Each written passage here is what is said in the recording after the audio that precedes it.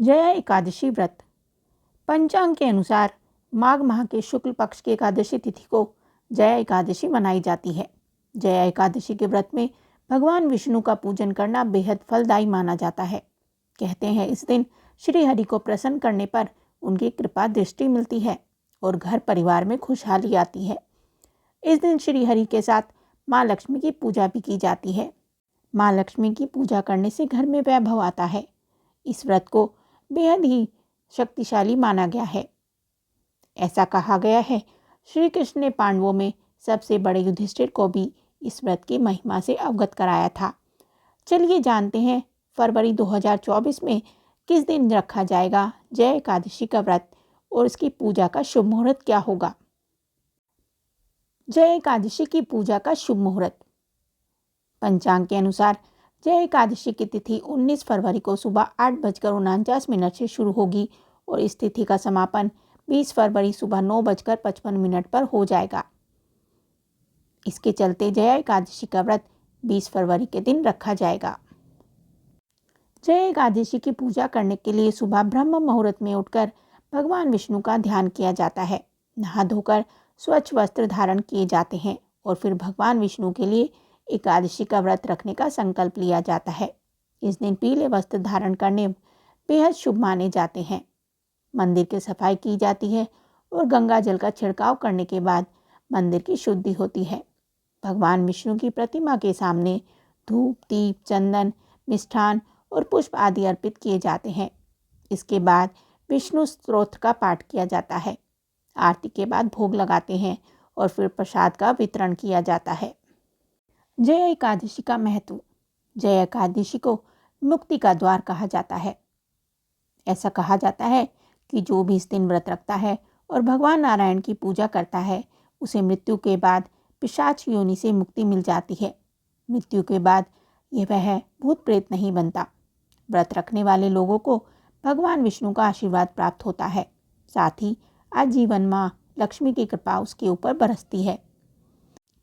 जय एकादशी को जन्म एवं पूर्व जन्म के समस्त पापों का नाश करने वाली माना जाता है। जय एकादशी पर अन्न और भोजन का दान। सनातन परंपरा में अन्न का दान सबसे अच्छा माना जाता है, इसलिए इस दिन निर्धन और असहाय बच्चों को अन्न का दान करना चाहिए।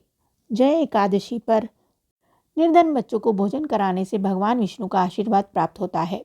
साथ ही भोजन कराने वाले दानदाता के ऊपर माँ अन्नपूर्णा की कृपा होती है। वस्त्र और शिक्षा का दान।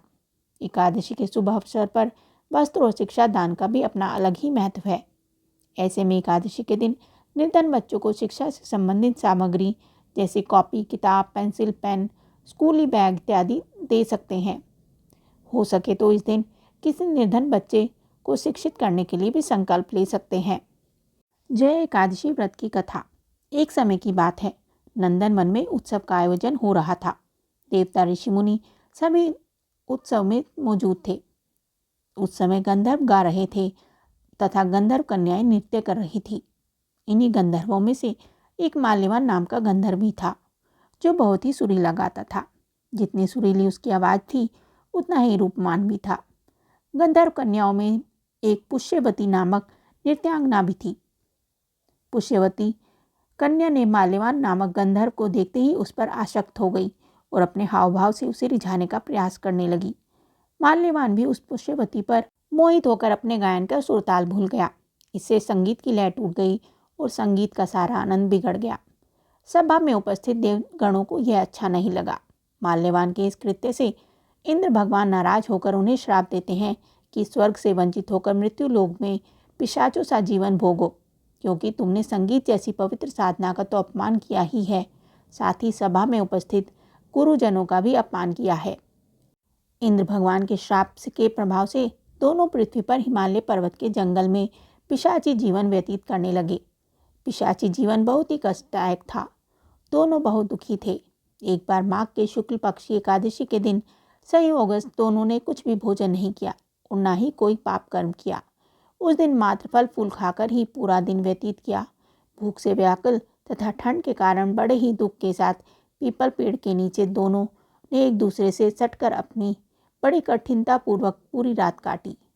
पूरी रात अपने द्वारा किए गए कृत्य पर पश्चाताप भी करते रहे और भविष्य में इस प्रकार की भूल न करने की भी ठान ली।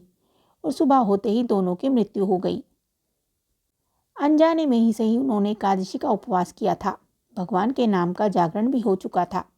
परिणाम स्वरूप प्रभु की कृपा से उनकी पिशाच योनि से मुक्ति हो गई और पुनः अपनी अत्यंत सुंदर अप्सरा गंधर्व की देह धारण करके तथा सुंदर वस्त्रों और आभूषणों से अलंकृत होकर दोनों स्वर्गलोक को चले गए। देवराज इंद्र उन्हें स्वर्ग में देखकर आश्चर्यचकित हुए और पूछा कि वे श्राप से कैसे मुक्त हुए। तब उन्होंने बताया कि भगवान विष्णु की उन पर कृपा हुई।